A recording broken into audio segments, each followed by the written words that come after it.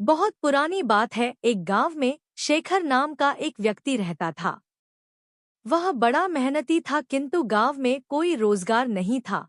उसने सोचा कि मैं शहर चला जाता हूँ, वहां मुझे मेरी योग्यता अनुसार मेहनत के पैसे मिल जाएंगे। यह सोचकर शेखर एक दिन अपने गांव से शहर की ओर चल दिया। शहर बहुत दूर था। चलते चलते शेखर थक चुका था। शेखर इतना थक गया था कि अब उससे बिल्कुल भी चला नहीं जा रहा था और वह थककर वहीं बैठ गया। तभी शेखर ने देखा कि वहां से कुछ दूरी पर एक झोपड़ी है और झोपड़ी में एक घोड़ा बंधा हुआ है। शेखर ने सोचा, क्यों ना इस घोड़े को किराए पर ले लूं और इसी से शहर चला जाता हूं। शेखर जैसे तैसे झोपड़ी पर तक पहुंचा। शेखर ने देखा वहां एक व्यक्ति खड़ा हुआ है। शेखर समझ गया कि यह अवश्य ही घोड़े का मालिक है। शेखर उस व्यक्ति से बोला, मुझे आगे शहर में जाना है और शहर यहाँ से कई किलोमीटर दूर है। मैं बुरी तरीके से थक चुका हूँ, तो क्या मैं आपका घोड़ा ले सकता हूँ? इस पर घोड़े का मालिक झुंझलाते हुए बोला, तुम्हें क्या मैं घोड़ा ऐसे ही दे दूं? शेखर बोला, मैं आपसे घोड़ा फ्री में नहीं लूंगा, इसके बदले मैं आपको घोड़े का किराया दूंगा। घोड़े का मालिक बोला, मैं तुम्हें घोड़ा किराए पर तो दे सकता हूँ, किंतु मुझे अभी दूसरे गांव जाना है। अगर तुम मुझे उस गांव तक छोड़ दो तो मैं यह घोड़ा तुम्हें किराए पर दे सकता हूँ। शेखर झट से तैयार हो गया। शेखर घोड़े पर आगे बैठ गया और घोड़े का मालिक पीछे।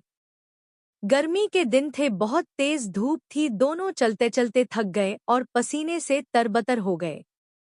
शेखर बोला, बहुत तेज गर्मी है और थकान भी बहुत हो रही है, कहीं थोड़ी देर आराम कर लिया जाए। दोनों ने इधर-उधर देखा, किंतु कहीं भी कोई पेड़ नहीं दिखा।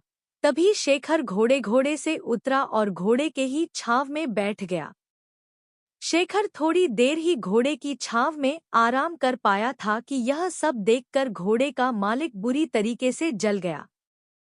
घोड़े का मालिक बोला, मैंने तुम्हें घोड़ा किराए पर दिया है, उसकी छाया किराए पर नहीं दी। तुम हटो यहाँ से, इस छाया पर मेरा अधिकार है और मैं यहाँ आराम करूँगा। यह सुनकर शेखर बोला, महानुभाव, आप यह कैसी बात कर रहे हैं? मैंने अगर घोड़ा किराए पर लिया है तो उसकी छाया पर भी मेरा ही अधिकार है। अगर आप चाहें तो आप भी इस छाया में मेरे साथ बैठकर आराम कर सकते हैं। लेकिन घोड़े का मालिक बड़ा जिद्दी था। वह बोला, नहीं नहीं, इस छाया पर सिर्फ और सिर्फ मेरा अधिकार है और मैं ही इसकी छाव में बैठूंगा। तुम हटो यहाँ से। इतनी छोटी सी बात पर दोनों में जोर जोर से बहस होने लगी और बात तू मैं से हाथापाई पर आ गई। दोनों एक दूसरे से झगड़ने लगे और एक दूसरे पर लात घुसे बरसाने लगे। सुनसान जंगल में उनके बीच बचाव करने वाला भी कोई नहीं था। दोनों की लड़ाई देखकर घोड़ा भड़क गया और वहां से भाग गया। थोड़ी देर बाद जब घोड़े के मालिक ने घोड़े को देखा तो वह कहीं दिखलाई नहीं दिया। यह देखकर घोड़े का मालिक बोला, अरे मेरा घोड़ा कहाँ चला गया? वह तो अभी नया है। उसने ठीक से घर भी नहीं देखा। पता नहीं वह कहाँ गया और अब मैं उसे कैसे ढूंढूं? तभी शेखर बोला, अच्छा हुआ, तुम जैसे लोगों के साथ ऐसा ही होना चाहिए। अभी तुम छाया के लिए परेशान हो रहे थे, अब घोड़े की काया के लिए परेशान होना। घोड़े के मालिक को अपनी गलती का एहसास हुआ और अपना माथा पीट कर हाय तौबा करते हुए बैठ गया और बोला, मेरे थोड़े से लालच से मेरा कितना बड़ा नुकसान हो गया, मुझे अपनी करनी का फल मिल गया। घोड़े की छाया के लोभ के कारण घोड़े की काया से भी हाथ धो बैठा। शिक्षा, इस कहानी से हमें शिक्षा मिलती है कि लालच बुरी बला है और कभी-कभी छोटे से लोभ के कारण बड़ा नुकसान उठाना पड़ सकता है।